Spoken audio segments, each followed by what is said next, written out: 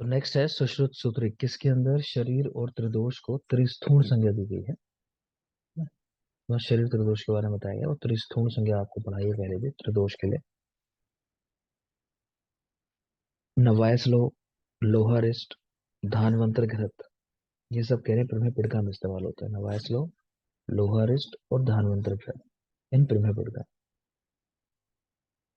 षड्विध परीक्षाएं सुश्रुत में दी हैं। पंचविध परीक्षाएं पांचों इंद्रियों के द्वारा, ज्ञानेंद्रिय, और एक आ जाती है जीवा के द्वारा। उन पांच में ही वो स्पेशली याद रखनी है। इसके अलावा प्रश्न, तो ये याद रखने की बात है। शल्य चिकित्सा को अर्ध चिकित्सा कहा। ठीक है, ये जो रक्तमोक्षण सरावेद है, ये शल्य चिकित्सा में अर्ध चिकित्सा के नाम से आया। शल्य विषयार्थ है मर्म, तो मर्म को आधा शल्य का विषय कह दिया। इसी तरह बस्ती को अर्थ चिकित्सा कह दिया। किन्होंने? आत्र संप्रदाय वालों ने। चरक है। ठीक है बेटा, चरक में आत्र संप्रदाय सब यही मानता है। सुश्रुत निदान 5 में 4 उपसर्गिक रोगों का उल्लेख है। देखो ये चीज पूछी जाती है ना। कोविड के टाइम में क्वेश्चन बड़ा हिट हो गया था लोगों के माइंड में, यहाँ पर कहाँ आया कहाँ आया। तो 4 उपसर्गिक रोग हैं, कुष्ठ, ज्वर, शोष, नेत्राभिषण। सुश्रुत निदान 5 है ना, जो संपर्क में आने से फैलते हैं। तो कुष्ठ, ज्वर, शोष और नेत्राभिषण। सोम की 24 जातियां बताई हैं। तो सोम ऐसी मेडिसिन है कि अमृत मान लो उसको कहा गया, ये वो बड़ी दुर्लभ है। तो सोम की 24 जातियां बताई। अब क्योंकि दुर्लभ है तो सोम जैसी 18 अन्य औषधियां बता दें कि भाई ये ना मिले तो ये 18 चीजें। सोम के जैसे 18 अन्य औषधियों का भी उल्लेख है। नंबर पूछे जाते हैं, अन्य कितनी है, सोम की कितनी जाती है। सनक नामक विश्वविद्या का ग्रंथ सुश्रुत संहिता के कल्प स्थान पर आधारित है। तो सनक संहिता है, वो कह रहे हैं सुश्रुत को आधार लेके लिखी गई है कल्प स्थान पर। प्राचीनतम उपलब्ध चिकित्सा ग्रंथ है नागनीतक। वहां सुश्रुत का उल्लेख तो मिलता है लेकिन चरक का उल्लेख नहीं मिलता। अतः सुश्रुत तंत्र चरक संहिता से पूर्व का है। ठीक है, अब ये जो स्टेटमेंट है ये सिर्फ वहीं तक ठीक है जब बात नागनीतक की हो। अगर आपसे ऐसा पूछा जाए उपलब्ध प्राचीनतम चिकित्सा ग्रंथ नागनीतक के आधार पर इनमें से प्राचीन कौन है, तो आंसर सुश्रुत लगाना है। ठीक है, अदरवाइज पूछा जाए कौन पुराना है तो चरक लगाना है। ठीक है, तो इसका कारण फिर लोगों ने दिया हुआ है, मतलब पूछा तो जाएगा ना कि भाई क्यों आप ऐसा कह रहे हो जब नागनी तक में है ही नहीं चरक, यानी सुश्रुत की बात है खाली, तो इन चरक तो आया नहीं था तब तक, फिर भी आप कह रहे हो कि वो पुराना है। लोगों ने इसमें ये कहा कि संभवतः ऐसा रहा होगा कि जिस समय में जो ज्यादा फेमस चीज होती है उसी के बारे में सब कुछ होता है। तो इनके टाइम में सुश्रुत फेमस रहे होंगे ज्यादा, पूरा उन्हीं के बारे में लिखा हुआ है, चरक के बारे में। ठीक है, सुश्रुत सूत्र 21 में रक्त को चतुर्थ दोष के रूप में स्वीकार किया गया। सूत्र 21 जहाँ दोषों की बात हुई है वहीं पे रक्त को फोर्थ दोष के रूप में कंसिडर किया गया। सैन्य चिकित्सा का प्रारंभ है युद्ध सैन्य अध्याय से। तो सुश्रुत पहले व्यक्ति थे क्योंकि इनके टाइम में युद्ध वगैरह ज्यादा होने लगे होंगे। ठीक है, तो उस समय फिर सैनिक चिकित्सा की बात आई, युद्ध में जो इंजरी होती है उनको कैसे तुरंत ठीक किया जाए। शल्य चिकित्सा ही बेहतर काम करती है, वहाँ किसी का पैर को कट गया, हाथ कट गया तो कैसे जोड़ोगे। आड्यावात में गुगलू का प्रयोग बताया। वात रक्त का पर्याय है वैसे, लेकिन सुश्रुत ने मेनली मेद से आवृत वात के लिए आड्यवात शब्द का प्रयोग किया, तो यहाँ पे गुगलू का प्रयोग। वत्स नाप के 4 भेद बताए, पढ़ चुके हो आप। कर्ण वेधन का स्वतंत्र अध्याय में वर्णन किया सुश्रुत सूत्र 16 में। लोह के 2 भेद हैं, तीक्ष्ण लोह और कांत लोह। इनके नहीं याद करने हैं, आपको ओरिजिनल याद होने चाहिए, जो याद कराता हूँ। तो हम याद करते हैं मुंड, तीक्ष्ण और कांत, 365, 365 उनकी वैरायटी। उधर पाटन का उल्लेख है। पित्त के 5 भेदों का पहली बार उल्लेख इन्होंने किया, चरक ने। वात के सुश्रुत, पित्त और वाग्भट। कफ के 5 भेद। व्रण के षष्टिक उपक्रम 60 उपक्रम बताए, नंबर याद रखना। 60 भी हैं और 7 भी हैं। ठीक है, उनको भी देखेंगे हम। उन 7 में 60 का समावेश हो जाता है। तो व्रण के 60 उपक्रम सुश्रुत चिकित्सा 1 के अंदर। कोष्ठ, कोष्ठ का कोष्ठांक 7 है, सुश्रुत चिकित्सा 2 के अंदर बताए गए हैं।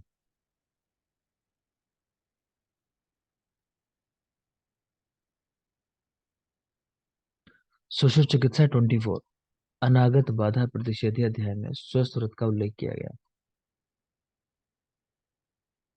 एक मिनट बेटा,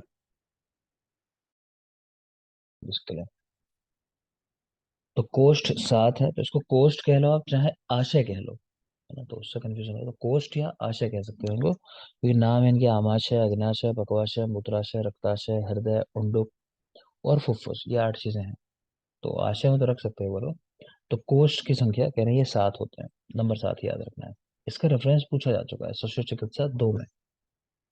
ठीक है, तो याद रखना।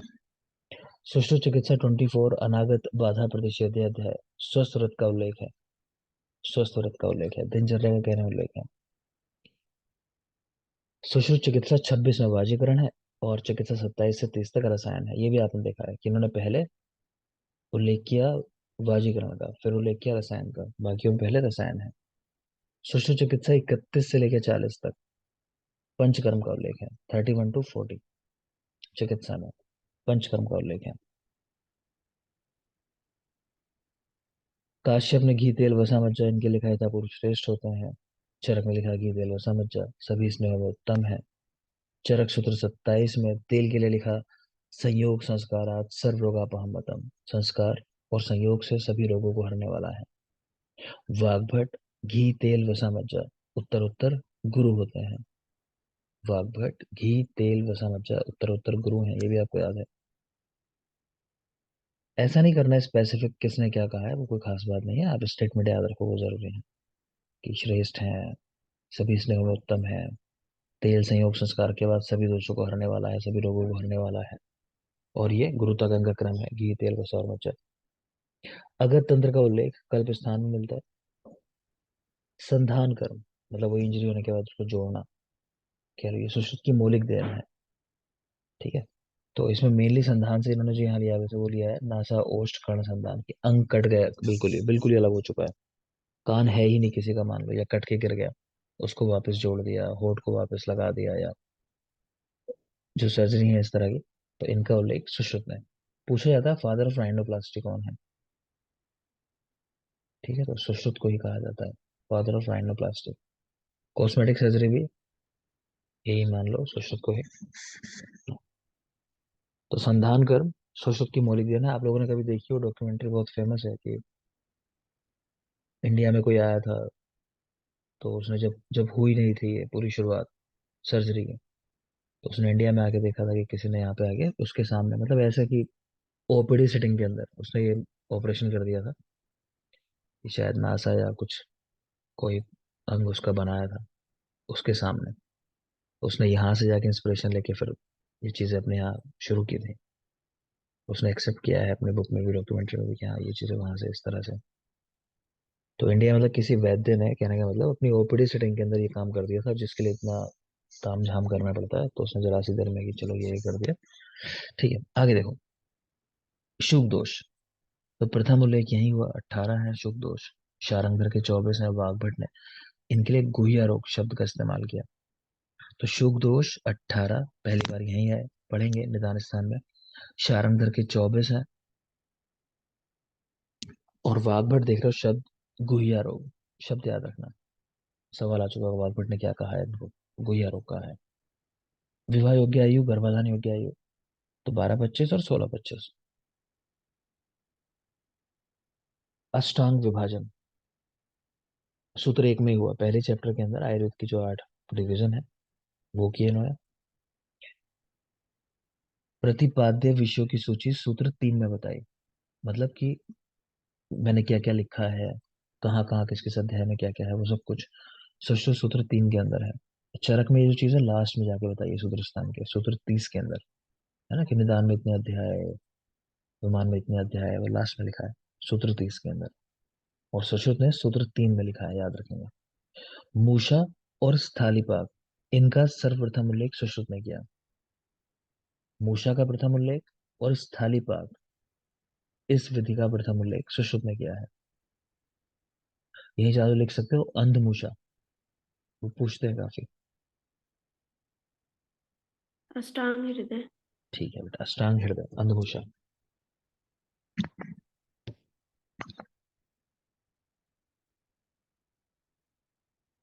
एक क्वेश्चन आया था कल, चलो बताओ मुझे।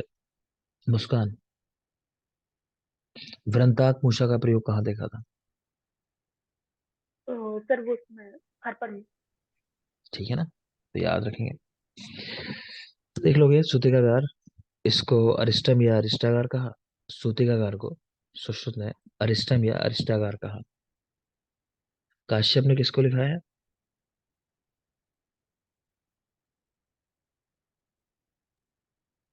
सर वो उसको आतुरालय को। आतुरालय को। आतुराल। ठीक है ना, काश्यप ने आतुरालय को कहा है अरिस्टागार। उत्तर तंत्र 60 में ग्रहों के अधिपति या देवगण 8 बताए गए, वह ग्रहों के राजा कह लो आप। तो 8 बताए गए हैं, उनमें भी देवग्रह जिसको कहा है संस्कृत प्रभाषी, संस्कृत भाषा में बोलने वाला। जैसे वो था ना भूल भुलैया में, आमितो को मारबे क्या क्या बोलती है वो, तो वो बंगाली बोलती थी। तो ये देवग्रह जुष्ट अगर हो जाता, फिर अहम, जो भी अब संस्कृत भी नहीं आती इतनी अच्छी। तो ठीक है, तो मतलब संस्कृत प्रभाषी है। मैं बना ही नहीं पा रहा उसके लिए, संस्कृत प्रभाषी है देवग्रह जुष्ट। ठीक है, देवता मतलब आपस में संस्कृत भाषा में बात करते हैं, देवताओं की भाषा कही जाती है संस्कृत, तो याद रखना इस तरह करके। खैर आगे देखो। योग्या का वर्णन नितांत मौलिक देन है इनकी। यानी योग्या जो है, योग्या क्या है, आप लोगों ने जो लेक्चर मैंने दिया, अगर वहाँ देखा होगा, शायद होगा, पता नहीं दिया नहीं दिया, तो उसमें यह है कि आपको अगर प्रैक्टिस करनी है कुछ चीज़ों की, तो उसमें चीज़ें बताई हुई हैं कि भाई बस्ती नेत्र का प्रवेश है, वो शुष्क लाभो मुख में करा के देखो, अपनी प्रैक्टिस वहाँ करो। है ना कि सिलने की प्रैक्टिस करनी है चीज़ों को, स्टिचिंग की प्रैक्टिस करनी है, तो वस्त्र आंत वहाँ शब्द आया है, तो उन पे प्रैक्टिस करनी है। तो वो जो प्रैक्टिस करने की बात आई है वो यही आई है, तो योग्या कहलाता है वो अध्याय। तो योग्या का वर्णन नितांत मौलिक देन है इनकी। मर्मों का विस्तार से वर्णन है। चरक में नंबर आए हैं मर्मों के, बताया होगा आपको। मर्म का नंबर चरक ने भी लिखा है, लेकिन ज्यादा कुछ नहीं लिखते उसके बारे में। सुश्रुत ने पूरा एक्सप्लेन किया है। नाभिस्था प्राणानाम प्राणा, नाभि में प्राणियों के प्राण है, नाभि ज्योति का स्थान है, धमनी शिराओं का उद्गम स्थान है, वो सब देख लिया। शिरोबस्ती सुश्रुत का अवदान है, लेकिन शब्द चरक में भी आया है। अर्धावभेदक की चिकित्सा में, ध्यान आ रहा है? मैंने बताया था आपको कि अर्धावभेदक की चिकित्सा में शिरोबस्ती, वहाँ चरक में भी शब्द है, लेकिन अगर अवदान पूछा जाए तो ये सुश्रुत का है, शिरोबस्ती। रक्तबस्ती चरक का अवदान है, आई सब में है, बाकी आचार्यों ने भी उल्लेख किया। चूर्ण बस्ती चक्रपाणी की है। भूमि प्रविभागीय अध्याय में द्रव्यों के कर्म की व्याख्या की गई है। बृहत्त्रयी में से केवल सुश्रुत में उपलब्ध कुछ द्रव्य, अमृता के 2 भेद, अमृतद्वय, सिद्धक, त्रपुटक, कुछ खास नहीं, सिर्फ नाम एक बार देख लेना, कहीं सवाल नहीं आता इन पे। ठीक है, तो ये हुआ हमारा सुश्रुत का जो पूरा बेस है। आगे जो आप देख रहे हो इसमें भी स्टार्टिंग में तो वही चीजें जो मैंने सारी पढ़ा दी ना, वही लगा हुआ है पेपर। ये 3-4 पेज जो है, तो इनको कुछ रटना नहीं है हमें, हम सीधे आगे शुरू करेंगे मेन चैप्टर के साथ। एक दो पॉइंट होगा तो वो मैं आपको बता दूंगा, कुछ अगर रह गया होगा तो वही है वैसे त्रिपुटक तक।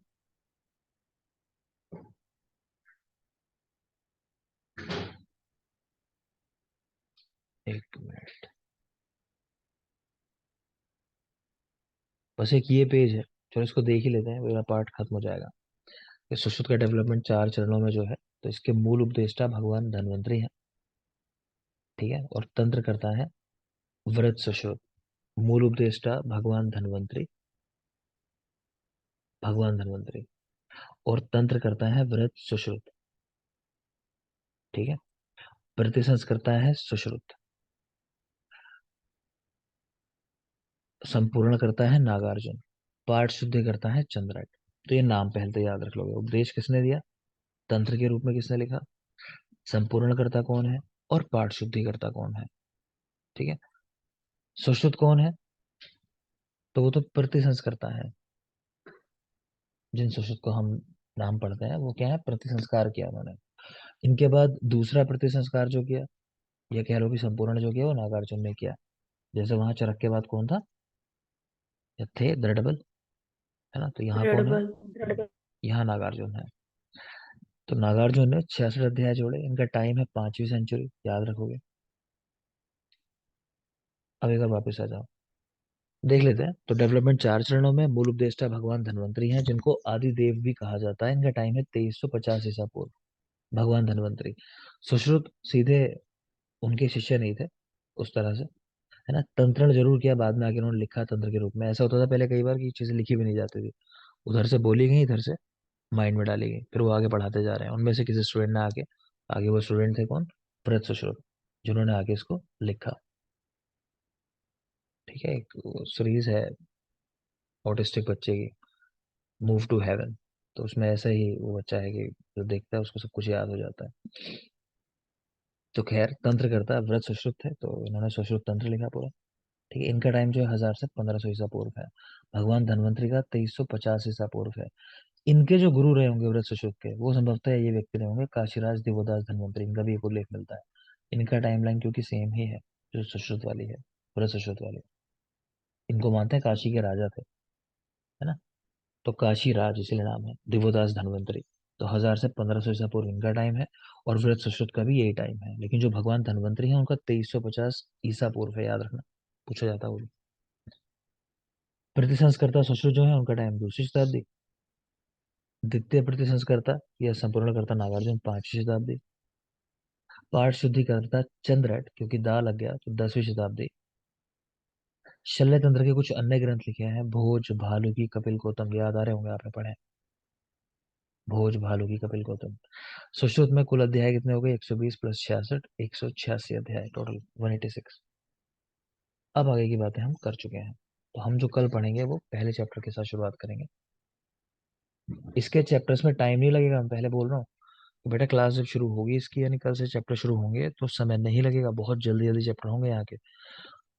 ठीक है, प्लस वो यंत्र शस्त्र वाली पीडीएफ किसी के पास हो डाल देना, नहीं तो मैं ले लूंगा चलो इसमें से। लेकिन अगर हो तो अभी डाल देना, तुरंत ही, क्लास के जस्ट बाद।